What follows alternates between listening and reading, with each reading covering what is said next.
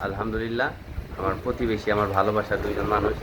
ঠিক আছে যে ও আপন সুখে খাচ্ছে আমার খাওয়ার স্টাইল দেখে একদম বোঝা যাচ্ছে লোভনীয় ঠিক আছে তো আমরা তার সাথে পরিচিত হব কি অবস্থা ভালো আছেন আপনি হ্যাঁ ভালো আছি। ওই যে আপনি হ্যাঁ কি খাচ্ছেন চাউমিন চাওয়া আলহামদুলিল্লাহ কেমন লাগতেছে আপনার কাছে চাউমিনের স্বাদ খুব ইন্টারেস্টিং লাগতেছে। খুব ইন্টারেস্টিং লাগতেছে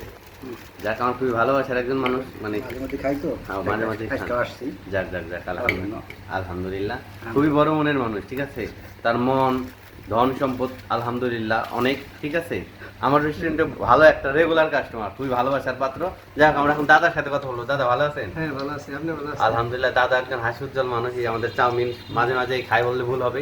মানে উনি আমাদের লাঞ্চ টাইমে আমাদের এখানকার চাউমিন খায় সব মিলে কেমন লাগতেছে দাদা বলেন অনেক ভালো লাগে। আমি একটা বিষয় আপনার কাছে জানতে চাইতেছি জি যে চিকেন যে আমার যে দেন হ্যাঁ হ্যাঁ শুধু কি আমারই বেশি দেন নাকি আপনার আরো কাস্টমার আসে তাদের